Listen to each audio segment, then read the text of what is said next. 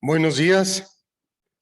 El día de hoy iniciamos nuestra conferencia en ganadería y en esta ocasión nos acompaña el director de Desarrollo Rural del municipio de Chihuahua, el licenciado Armando Gutiérrez Torres.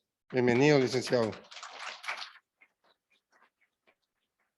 También nos acompaña el director de la Facultad de Zootecnia y Ecología, el doctor Carlos Ortega Ochoa. Es también meritorio mencionarlo que también nos acompañan estudiantes de la Escuela de Medicina Veterinaria bajo la coordinación de la médico veterinaria Perla Chaparro. Bienvenidos, compañeros. Recordemos que estas conferencias son para los estudiantes del programa de ingenieros o tecnistas en sistemas de producción, así como también para todos los profesores y técnicos que nos acompañan el día de hoy. En esta ocasión, le voy a solicitar al estudiante Daniel Cordero, del primero B, porque así me dijo, ¿verdad?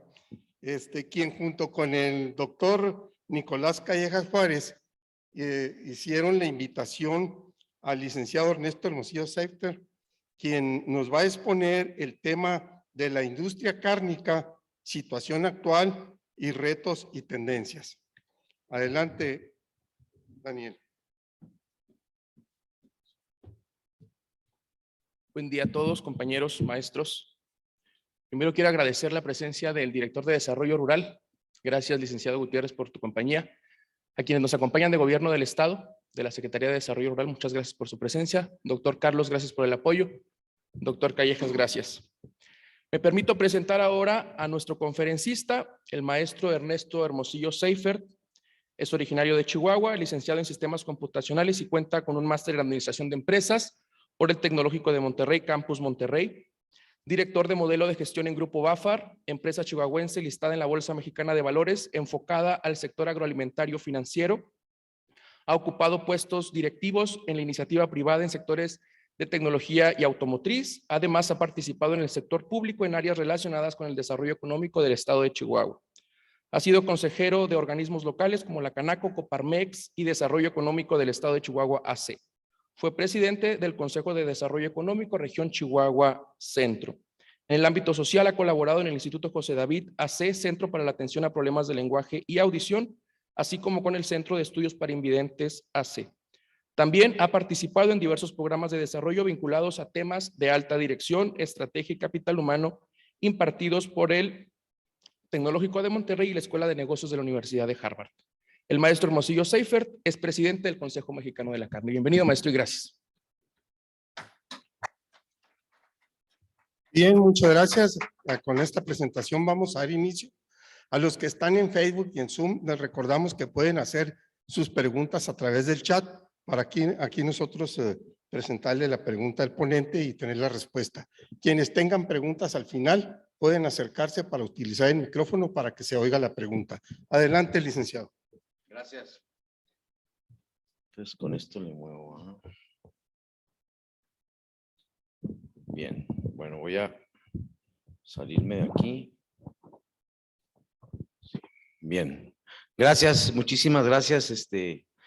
Gusto saludarlos y pues muy agradecido por la invitación. La intención que tengo es presentar un poquito lo que hacemos en el Consejo Mexicano de la Carne y luego dar una breve panorama de lo que está pasando a nivel mundial para posteriormente empezar a entrar en lo nacional y ver una serie de retos y de condiciones que tenemos como país en términos de lo que es la proteína animal.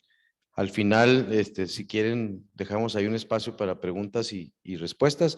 Y son algunas láminas, voy a ir yéndome sobre todo con las ideas. La información se las puedo dejar, les puedo dejar la presentación para que tengan ahí como consulta. Mucha de esta información está en el compendio del Consejo Mexicano de la Carne, pero lo que quiero es transmitirles las ideas que nos llevan a las definiciones que estamos trabajando en el Consejo. Entonces, bueno, pues rápidamente el Consejo es un organismo que se fundó hace poquito, más de 30 años, y está conformada por empresas muy representativas de la industria, de la cadena de valor de la carne. Voy a estarme refiriendo a lo que es la cadena de valor, porque para mí ese es prácticamente el sustento que le da valor a todo lo que llega al consumidor.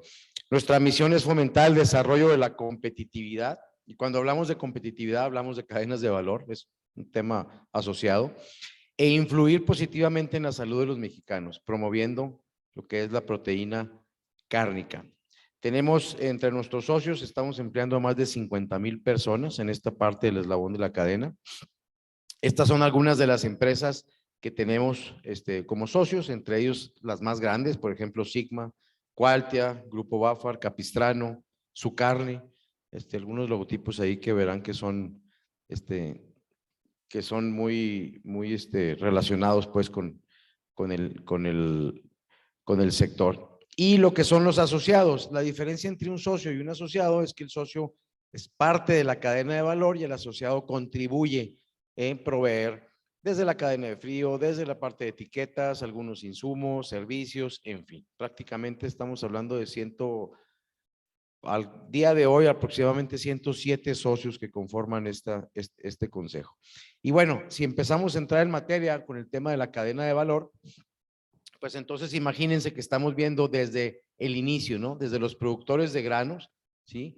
Cómo participan generando pues desarrollo regional en donde estén, el empleo rural. Posteriormente vienen los engordadores, ya sean porcicultores, ya sean avicultores, ganaderos, en fin, conectan con otras cadenas de alimentos balanceados, de farmacéutica, de genética, y empieza la cadena. Pasamos al tema de los sacrificios y rastros, los obradores, en donde cada quien va contribuyendo dentro del eslabón que le corresponde. Llegamos a la industria y es donde estamos nosotros en la parte de valor agregado, donde aquí involucramos a una serie de proveedores pues muy diversos, que tenemos inclusive de nivel mundial.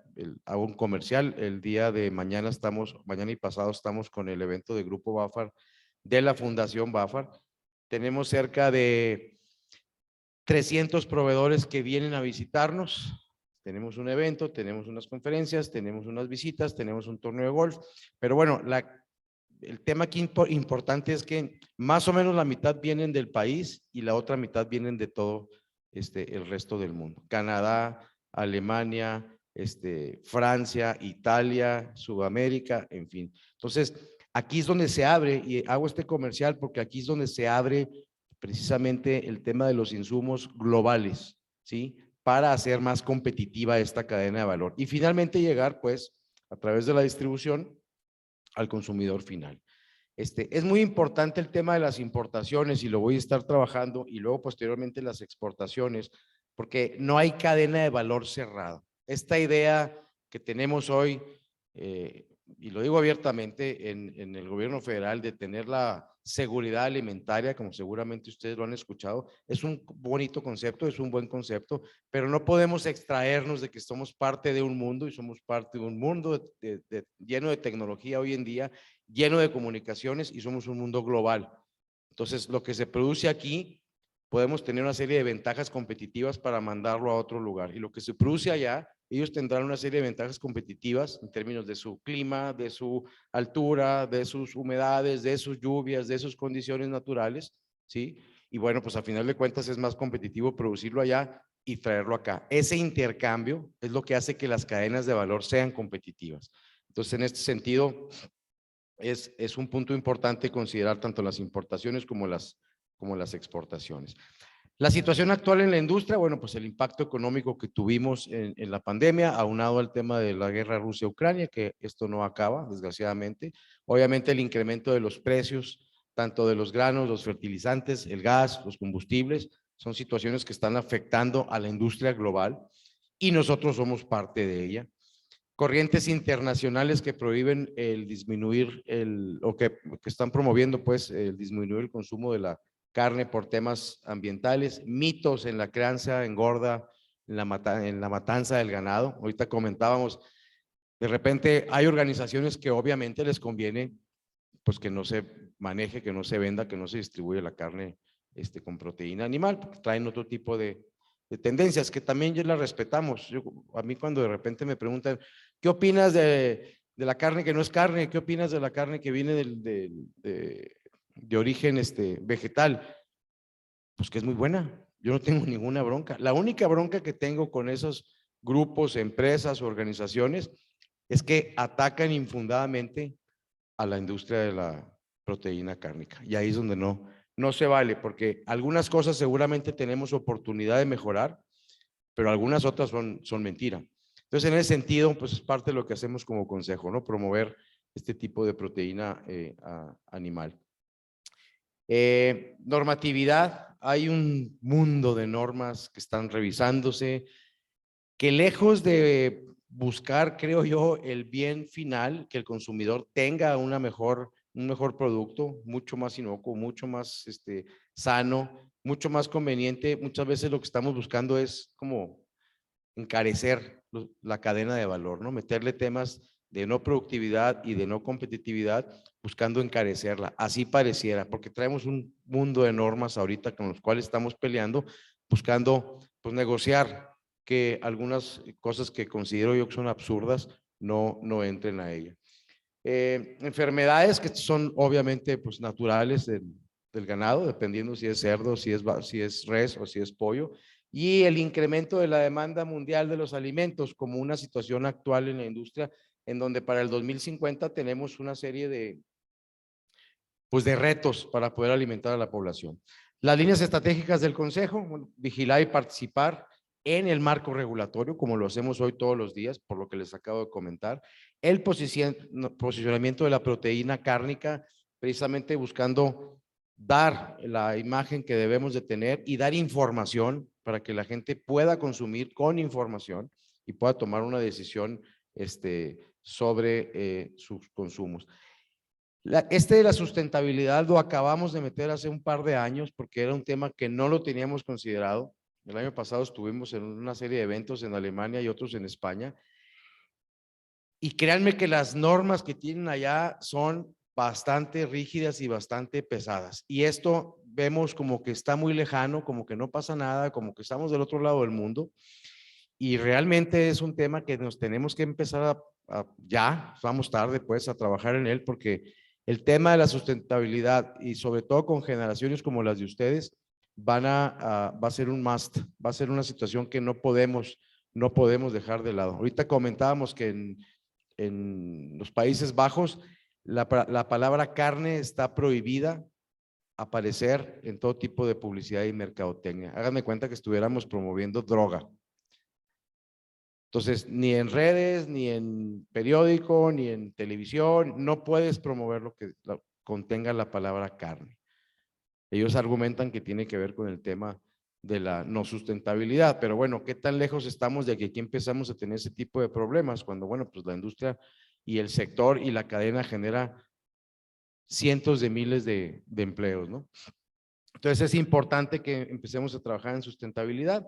Otro tema es incrementar y mantener las fuentes de abasto. No somos autosuficientes, ahorita lo vamos a ver, y entonces no podemos estar generando la suficiente producción para alimentar nuestro país. Tenemos que hacer uso de las importaciones. Si bien hay que mantenerlas, incrementarlas, también hay que trabajar en el desarrollo de la proveeduría. Sí tenemos grandes oportunidades para desarrollar a la proveeduría nacional. En el caso del Grupo BAFAR hemos hecho algunas pruebas exitosas y unas no tan exitosas. Ahorita lo comentábamos con Carlos, es una necesidad tener un rastro aquí en Chihuahua, ¿no? Específicamente para el tema del cerdo. O sea, nosotros consumimos millones de canales de cerdo al año en Grupo BAFAR. Y ha habido muchos porcicultores que vienen y se acercan y me dicen, oye, te los puedo vender, te consumo todos. Más que yo los necesito en canal. O sea, no hay un rastro aquí, nosotros no matamos, nosotros recibimos las piezas y las procesamos. Entonces, ahí, en ese eslabón, tenemos una gran área de oportunidad. Y bueno, pues obviamente es una inversión muy, muy fuerte por parte de todo el mundo, pero bueno, yo con un plan paso a paso bien podríamos llegar a algo así. La vinculación científica que hemos estado trabajando con varias universidades y tenemos convenios con varias universidades a nivel nacional, precisamente buscando cómo eficientar y hacer más productiva esta cadena.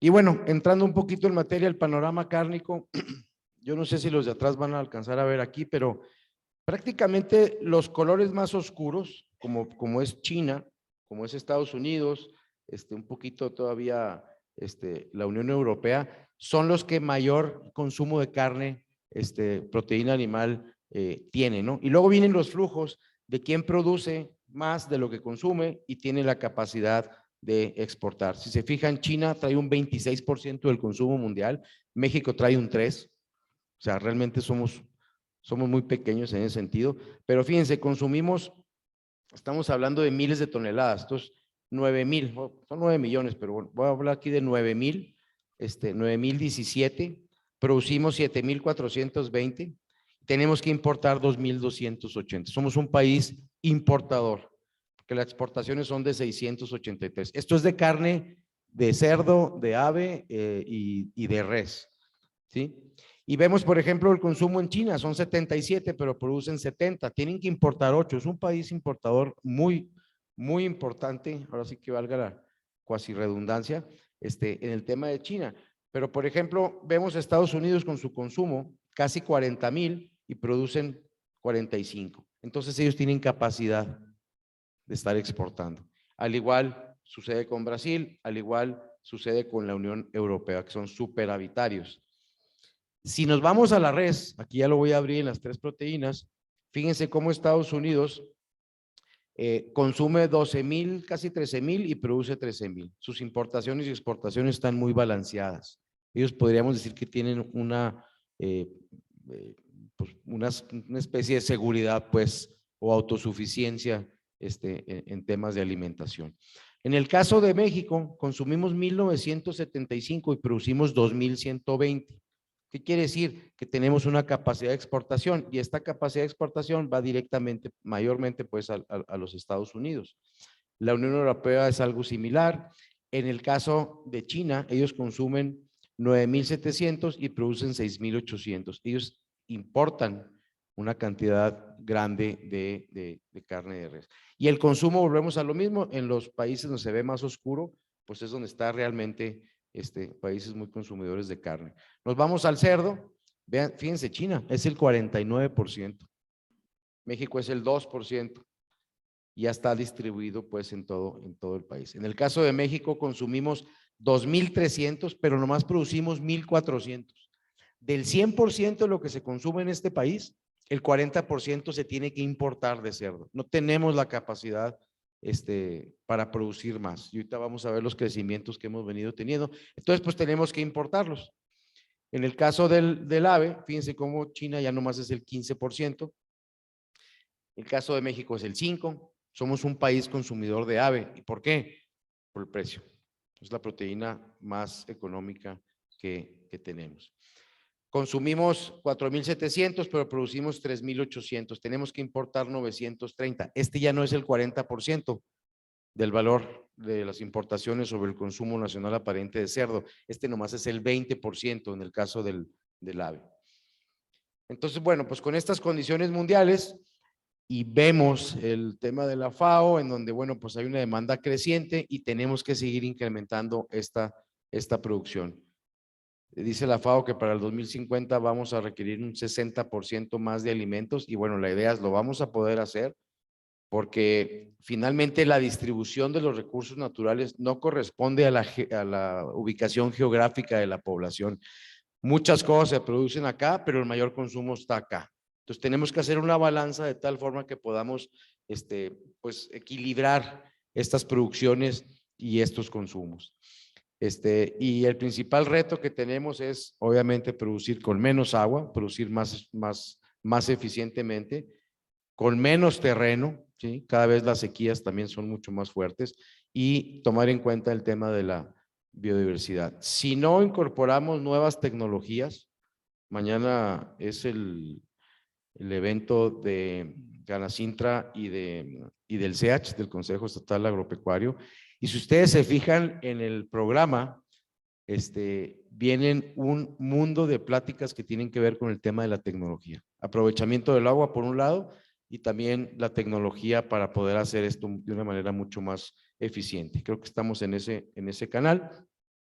Dejamos el mundo y nos metemos al sector cárnico nacional y aquí, bueno, pues la producción son 7.6 millones de toneladas de carne al año y ahí vienen las distribuciones de lo que es bovino, porcino, pollo y lo que son carnes frías. En el consumo son 9.5 millones, más de lo que consumimos, como lo comentamos, y ahí viene también la distribución. Y los consumos per cápita, ¿no? Que traemos 15 kilos en carne de bovino, 19 en porcino y 34 en pollo. Si fijan, más del doble de pollo de lo que tenemos de res. El empleo, personas que trabajan en el sector cárnico, los 50,000 que dije son los que tienen que ver con el Consejo Mexicano de la Carne, estos 80,000 son los que tienen que ver con el sector cárnico. 342,000 millones de pesos la derrama. Los estados más importantes productores de carne en bovino son Veracruz, Jalisco y San Luis. En pollo son Veracruz, Jalisco y Aguascalientes. Y en puerco estamos hablando de Jalisco, Sonora y Puebla.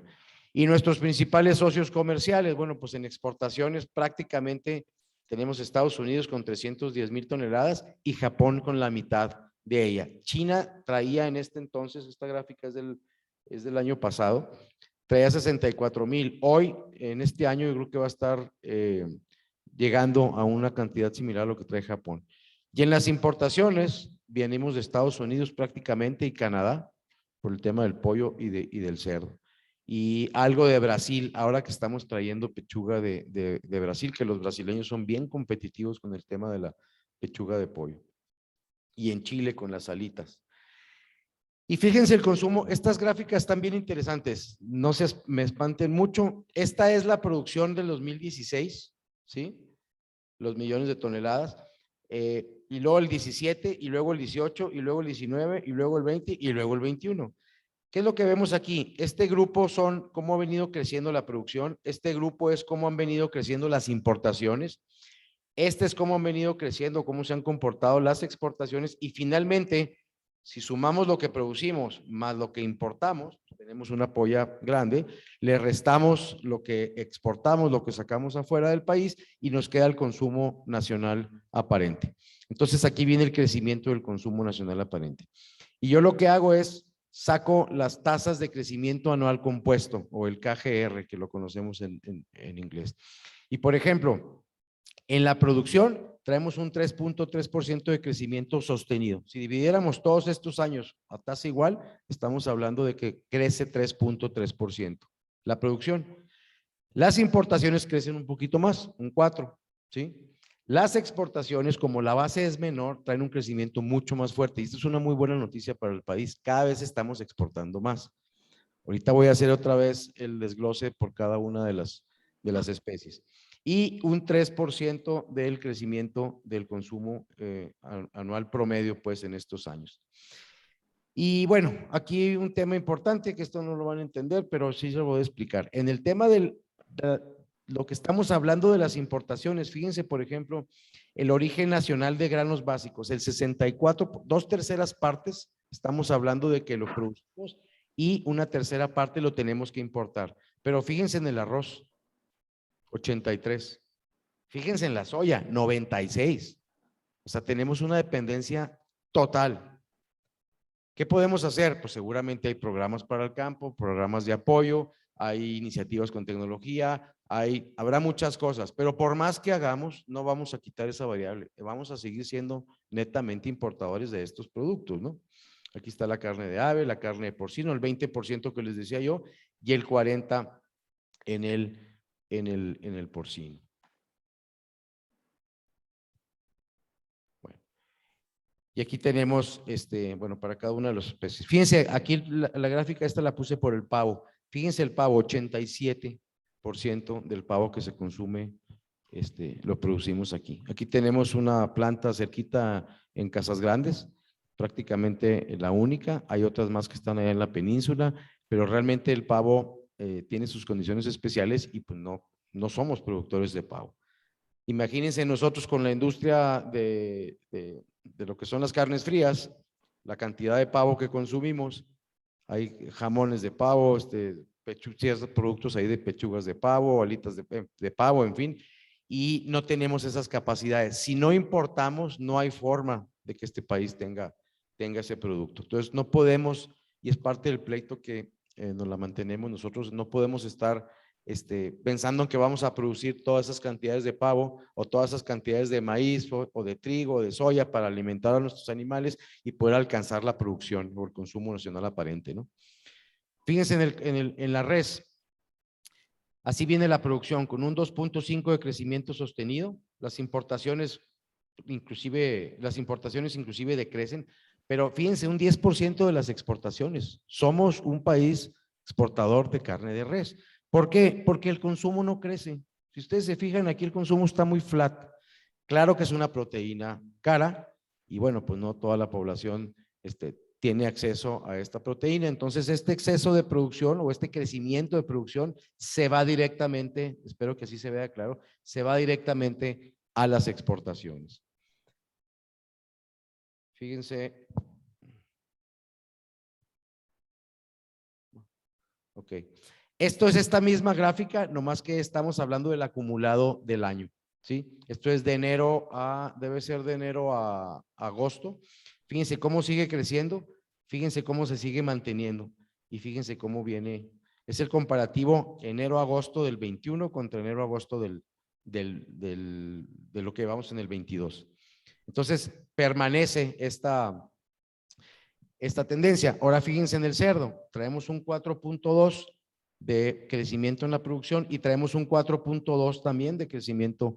Ha venido creciendo fuertemente después de la pandemia. Fíjense cómo cae aquí el consumo de cerdo por la pandemia y cómo tuvo un jalón muy fuerte en este año de 21 al 20, de 11.2. ¿Sí? Las importaciones, la única forma de complementar este diferencial de 1,686 a 2,710 es vía importaciones. No le busquen por otro lado, no hay más. Cerramos la frontera al puerco mañana y nos quedamos sin comer puerco. Entonces nos tenemos que ir a comer otra proteína. Y si hacemos lo mismo con el pollo, que tampoco somos autosuficientes, pues entonces, ¿qué va a pasar con los precios? Pues van para arriba, naturalmente. Y bueno, pues aquí está lo que se consume de un cerdo. Prácticamente lo que está en rojo es lo que no somos autosuficientes. Y entonces tenemos que estar importantes. Si se fijan, es una parte grande pues del animal. En el caso del pollo, fíjense cómo trae crecimientos del 3.5 con 3.4 entre producción y consumo y muy estable también las importaciones. Es un caso similar, lo que pasa es que aquí estamos hablando del 20% del consumo. En el caso del cerdo era más trágico porque estábamos hablando del 40%. Entonces, con este tipo de estadísticas conforme preparamos nuestros argumentos, precisamente con el gobierno federal, buscando tener mayores fuentes de abastecimiento, ¿sí? Porque si estamos buscando meter aranceles o meter impuestos a estas importaciones, pues entonces va a llegar producto mucho más caro a la población. Y aquí estamos hablando igual, del 21 al 22, lo que va del año. Si se fijan, la tendencia prácticamente se mantiene. No exportamos prácticamente nada de pollo, cuando en cerdo sí estamos cada vez más llegando a otros mercados.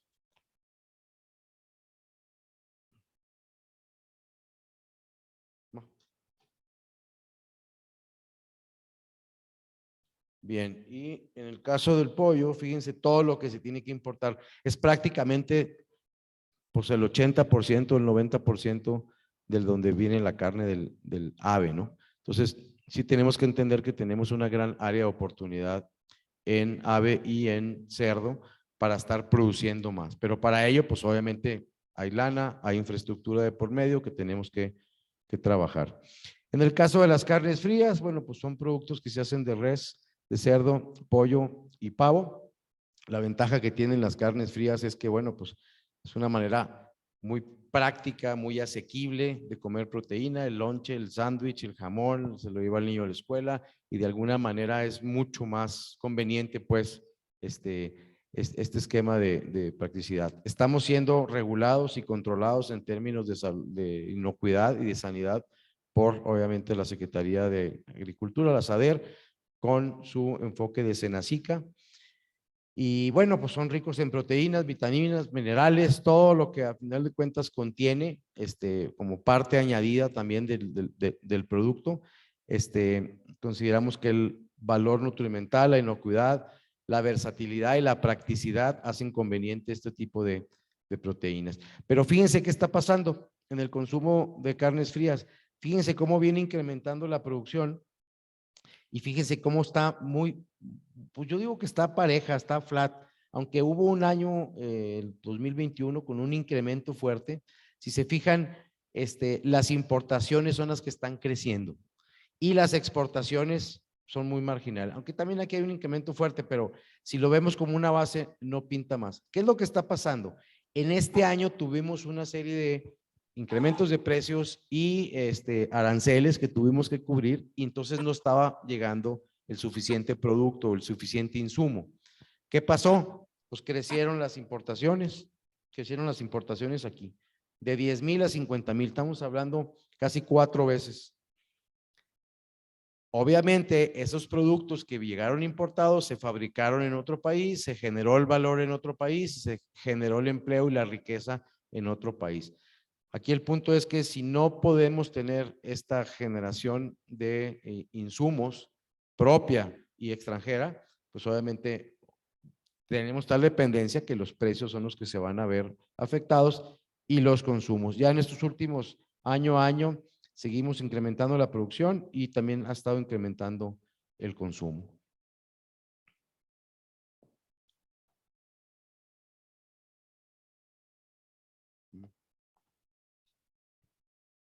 Y nomás como información de las carnes frías, bueno, pues del total del volumen, ¿sí? El 52% estamos hablando de lo que son conservas, carnes frías y que tienen que ver con ave. El 22% son con carnes rojas, jamones. Y de aquí estamos hablando de que 2/3 partes son salchichas y 1/3 parte son jamones. En el caso de las carnes rojas, que es el 22%, pues aquí vienen los diferentes tipos de jamones. Y en lo que son otras carnes frías, tocinos, chorizos, mortadelas, queso de puerco, en fin. Bueno, ya casi para terminar, ¿qué factores incluyen o influyen en el precio de la cadena de valor? Fíjense, hay valores exógenas, exteriores, externas, y hay valores, variables endógenas que tienen que ver con cuestiones que sí controlamos. Por ejemplo, lo que tiene que ver con afuera, sequía, clima, incremento de granos y semillas, lo que son fertilizantes, costo de fertilizantes, enfermedades, todo ese tipo de variables pues pasan, suceden y nos la tenemos que apechugar. No hay forma de que podamos meterle mano a esto, ¿no? Estamos hablando del productor. En la industria, bueno, pues que obviamente haya inversiones y un clima favorable para las inversiones para que se dé la infraestructura y podamos producir más, ¿no? Y el consumidor pues trae una mayor demanda de proteína. Prácticamente esas son variables que tenemos que jugar con ellas a como vengan. Pero bueno, ¿de qué sí tenemos control? Y creo que ahí tenemos una gran tarea como país. Por ejemplo, la falta de apoyos, los incentivos al campo, a la innovación, en fin, los costos del financiamiento, los incentivos fiscales. Por otro lado, la inseguridad. Hoy en día traemos un contenedor que viene allá de Argentina o que viene de Europa o con el tema de piernas de cerdo, por ejemplo, o ciertos otros productos. Y dado el valor que tiene una pierna de cerdo, pues imagínense nomás, tenemos que ponerle un vehículo escolta al tráiler. Porque ¿qué es lo que pasaba? Salían de la aduana, ahí de Lázaro Cárdenas, por ejemplo, o acá de Veracruz, del puerto de Veracruz, y automáticamente a los 100 kilómetros los bajaban y los asaltaban y se llevaban toda la carga. Tuvimos un chofer que desgraciadamente se resistió y el año pasado lo mataron. O sea, ese tipo de cosas no pueden estar sucediendo y ese tipo de cosas sí las controlamos nosotros. O sea, no podemos seguir jugando con este tema porque aparte de que es un tema serio que involucra vidas, es un tema de costos y me va encareciendo la cadena de valor. Si yo pago 30 o 35 mil pesos por un vehículo escoltado, valen 18 mil pesos la escolta. si va desarmado. Si va armado, vale 35,000. Hay productos que tienen que ir armados, porque aparte otra cosa, a esos no los asaltan. Casualmente, yo no sé cómo se enteran, pero con ese no te metas, lleva una escolta y lleva un escolta armado. Y con los demás sí. Entonces, bueno, son cosas de las cuales yo no entiendo, pero cuando llega ese producto y se industrializa y se comercializa y se vende al consumidor final, ¿quién creen que pagó la escolta? Entonces, pues la cadena de valor obviamente está siendo ineficiente, obviamente es mucho más cara y parte del incremento de precios que estamos viendo, que seguramente tiene que ver con el consumo de energía eléctrica o de gas o de fertilizantes o lo que gusten y manden, pues tiene también que ver con los costos de inseguridad que estamos viviendo en este país. Bueno, pues gas natural, la disponibilidad de insumos, la disponibilidad de mano de obra. Hoy en día tenemos un tema con la mano de obra, está siendo sumamente escasa y bueno, pues tenemos que ir trabajando en tecnologías precisamente para ver cómo vamos eficientando esta cadena. Y bueno, pues el impacto de normas que les había platicado yo tiempo atrás. Entonces, algunos factores que podemos ahí trabajar y contribuir a todo esto de seguridad alimentaria como parte de una prioridad nacional, generar políticas para elevar la sustentabilidad, para elevar la productividad, cerrar la brecha entre los tamaños de los productores, dándoles obviamente capacitación, tecnificación, financiamiento, innovación, tecnología, paquetes tecnológicos, producir más con menos, programas de capitalización, en fin.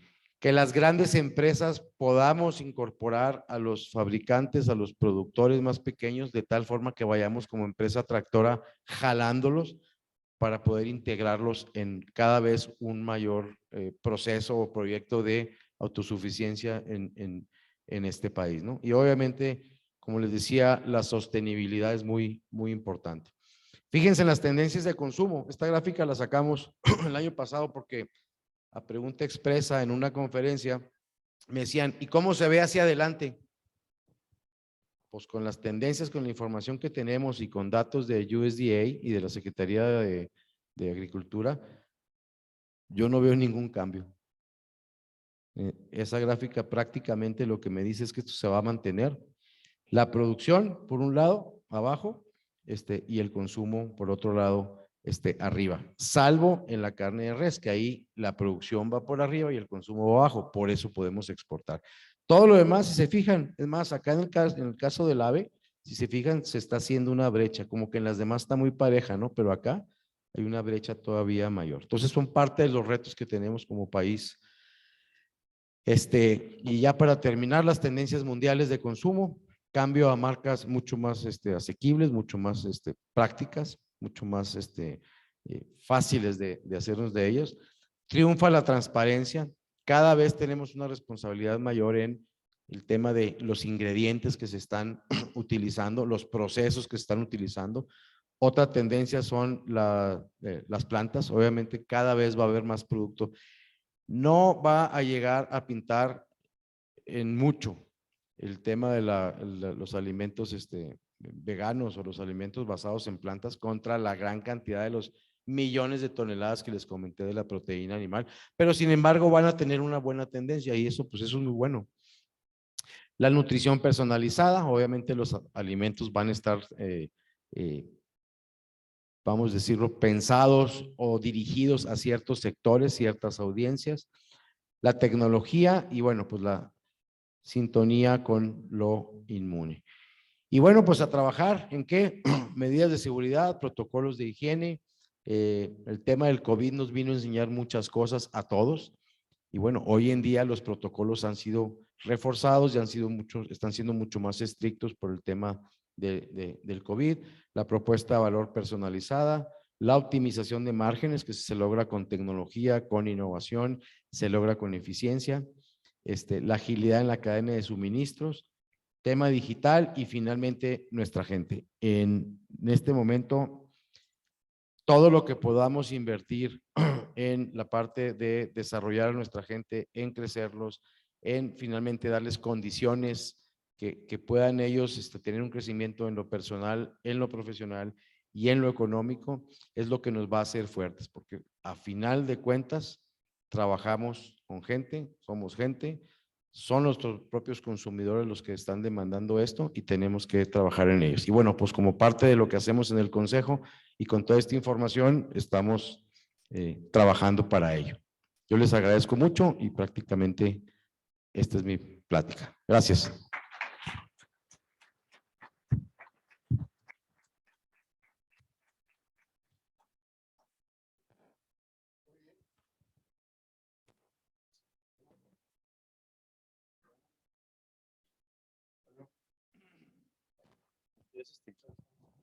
Sí. Ah, tampoco, ojalá ya. Ya le prendió a todos. Muy bien, muchas gracias, licenciado. Un cúmulo de información muy importante, ¿verdad? No es carne, sino es de origen animal, que nos quede muy claro eso, ¿verdad? Y que tenemos que implementar una serie de medidas para esas políticas que vienen, ¿verdad? Y tenemos grandes retos. Quiero nomás comentarles a los que están en Zoom y en Facebook que esta plática queda en YouTube con el puro título de la conferencia. Podrán tener acceso a la misma para que tengan la oportunidad de ver la información ya más detalladamente y con más tiempo. Vamos a iniciar la sesión de preguntas. Si alguien tiene alguna pregunta, les agradecemos se acerquen un poco para que también los que están en las redes puedan escuchar la pregunta. Adelante.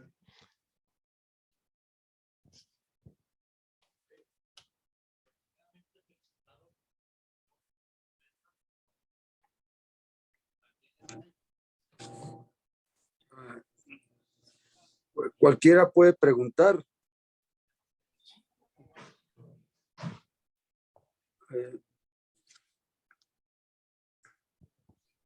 A ver, ¿estás escuchando, Ernesto?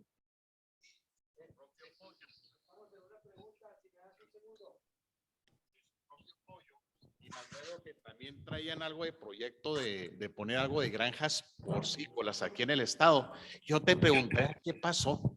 ¿Por qué se detuvieron esas, pues les diría, esos proyectos que traían ustedes como Grupo BAFAR? ¿Contesto verbalmente o gráficamente? Gráficamente es por lana. O sea, realmente son inversiones muy fuertes, es una infraestructura muy grande la que se requiere. Si bien lo que pensábamos era tener centros de acopio y el proyecto de parcería específicamente, por ejemplo, para el cerdo, un rastro de cerdos es una inversión bastante fuerte y todo lo que ello conlleva dentro de la cadena. Entonces, a final de cuentas, no. Este tipo de proyectos tienen que traer algo de inversión estatal o municipal y o inclusive de algunas organizaciones externas mundiales. Obviamente financiamientos a tasas muy blandas, de tal forma que los primeros años soporte el proyecto y obviamente las inversiones de los privados, ¿no? En ese sentido, los números en aquel momento no daban. Claro que de repente vienen tiempos en donde el cerdo está por los cielos y entonces tú dices, bueno, pues aquí es cuando, pero luego de repente pasa esto. Entonces esos ciclos muchas veces no embonamos y no nos permiten hacer esa salida. Prácticamente por eso se detuvo. Ya nada más una misma pregunta ahí. Sí. Obviamente por los commodities de los precios de la carne, obviamente hay momentos, como dices tú, que es factible y te sale viable pensar en hacer las cadenas de valor aquí. Y hay veces que pues, nos falta ser más competitivos en el mercado nacional y que resulta muchas veces más atractivo importarlo que producirlo nosotros mismos. No sé ahorita actualmente en ese panorama, ¿qué es lo que se está vislumbrando?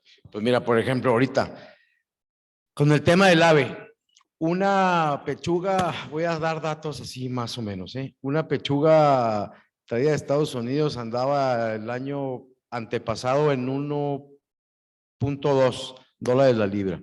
El año pasado ya andaba en 2. Este año anda en 3.5. Si no hemos podido abrir Brasil a traer pechuga de pollo, ya volvió a bajar. No, tenemos un solo proveedor y tú sabes qué pasa cuando tienes un solo proveedor, pues estás expuesto a lo que el proveedor te quiera vender en cantidad y en precio. Entonces, en ese sentido, pues estábamos ahí. Pudimos abrir Brasil a arancel cero con el tema del PASIC, creo que fue una buena medida. Y estamos trayendo de pechuga de Brasil y todos los Estados Unidos que hicieron, pues empezaron a bajar el precio. Esa es la ventaja que tenemos en los mercados, pero aún así tengo la firme creencia de que tenemos que cada vez ser más autosuficientes y empezar a producir más. Pero se requiere organización, se requiere que participen los gobiernos, se requiere que participen las empresas privadas y de tal forma que vayamos poco a poco caminando en ello. No va a ser un salto cuántico, pero sí podemos ir trabajando poco a poquito. Prácticamente eso fue. Gracias, muy amable. Gracias. Parece que tenemos por ahí una pregunta de las personas que están en Zoom.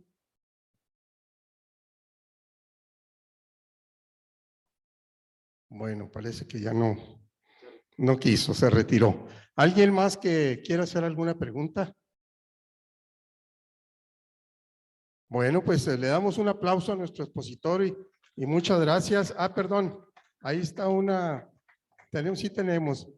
Dice, la primera, ¿qué tecnología se está adaptando el Consejo Mexicano de la Carne para evitar el desperdicio de alimento? Gracias. Bueno, mira, en términos de desperdicio, somos expertos porque la competitividad nos exige el mejor aprovechamiento. Entonces, mira, hay tecnologías, hay maquinaria que lo que hacen es permitirnos eficientar, en base a las fórmulas, pues esta producción.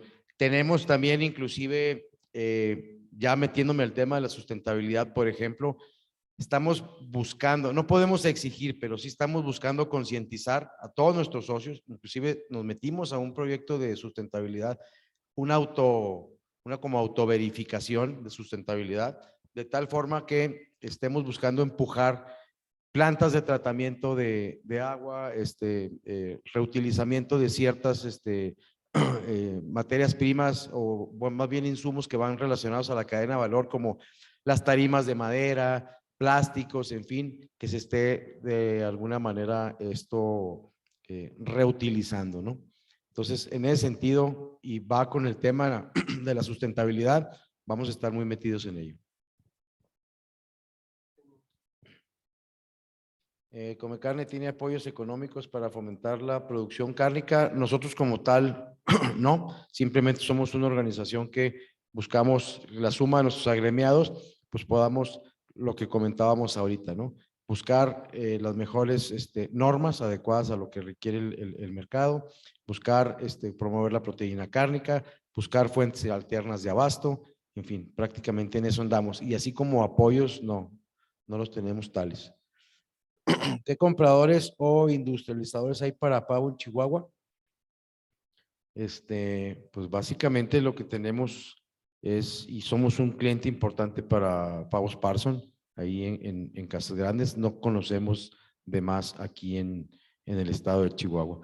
Mucho tiene que venir de la península allá de Yucatán, y la mayor parte del pavo viene pues de Estados Unidos y algo ahí de Canadá. ¿Cómo se fomenta el consumo de otras carnes como el ovino, caprino, conejo, codorniz? No tenemos asociados que estén dentro del consejo, que estén en este tipo de especies. Estamos abiertos pero realmente nuestro enfoque ha sido res, cerdo, pavo y pollo, ¿no?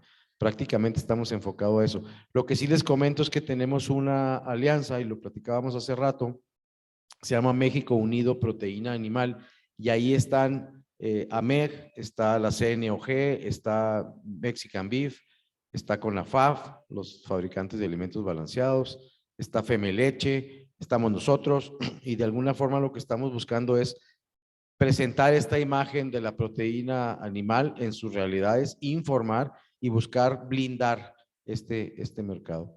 Estamos buscando también que en un futuro puedan participar lo que son los productores primarios de cerdo y los de ave.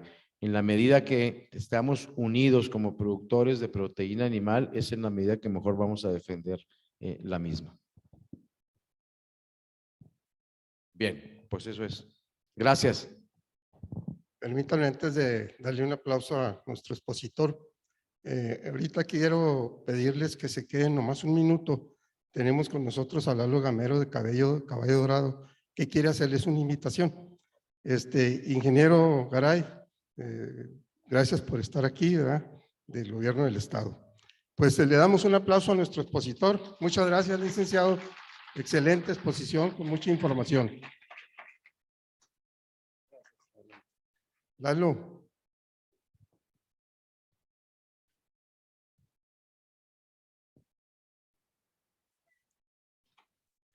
Recuerden que vamos a empezar con el mes vaquero. Entonces, pues algunas de las actividades que se están planeando son parte de lo que enseguida los van a invitar. Lalo, adelante. Muchas gracias, profesor. Muchachos, buenos días. Todavía son días, sí. Yo soy Lalo Gameros de la